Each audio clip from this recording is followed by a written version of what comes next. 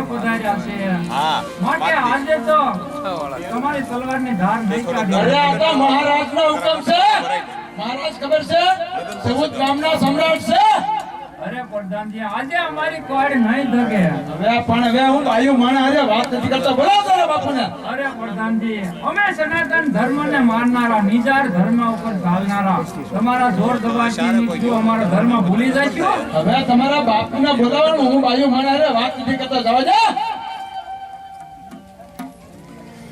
અરે બાપુજી બોલો ને બેટા લોયણ. પ્રધાનજી આવ્યા છે અને કહે છે કે અત્યારે ને અત્યારે તલવારની ધાર કાઢી આપો.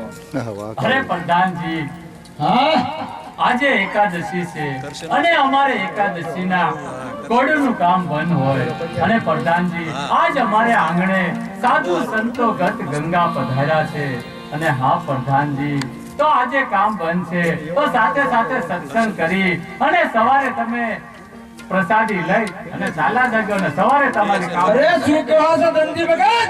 આ તો મહારાજનો હુકમ છે. નહીં ચાલે. નહીં પ્રધાનજી આજે તો કોઈ સંજોગમાં તમારું કામ નહીં થાય પ્રધાનજી. અરે તો આ તમને ભારે પડી જાય. અમારે જોયું જાય કેમ બાપુ? હા બેટા લોયાણ તો હવારે જોયું જાય માટે તમે ટેલીના દરવાજા બંધ કરો. તો જોઈ લો મારો સપેટો હમણાં.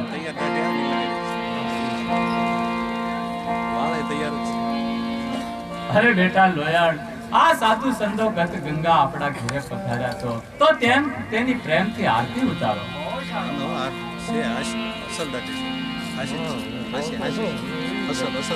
આવી રીતે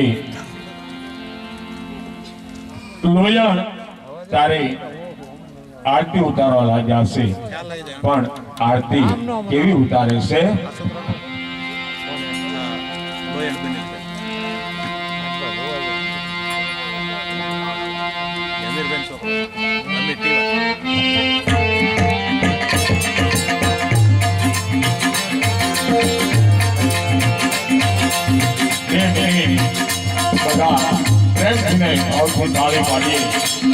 આજે લોયણ 12 વર્ષના ધણી અને સાધુ સંતોને આરતી ઉતારે છે તો તે મિનિટ બધા તાળી પાડીએ. આનંદ મંગલ કરો આરતી હરિ ગુરુ સંતન સેવાલા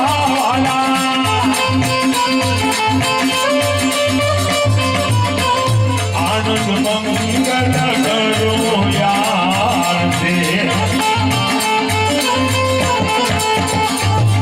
પ્રેમ દોરી મંદિર પધરાવો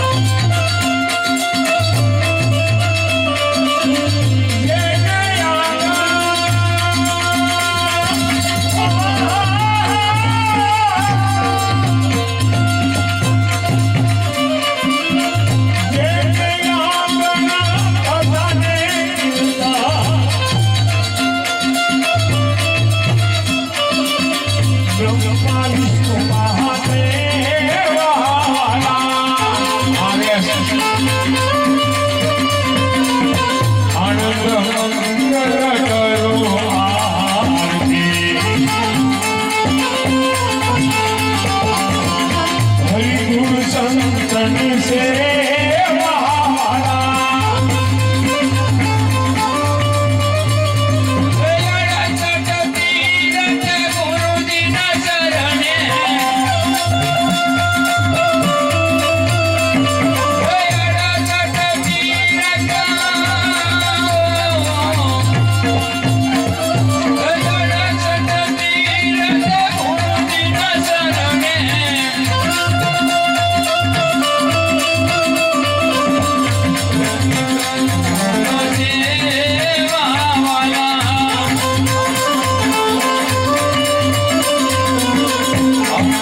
Oh,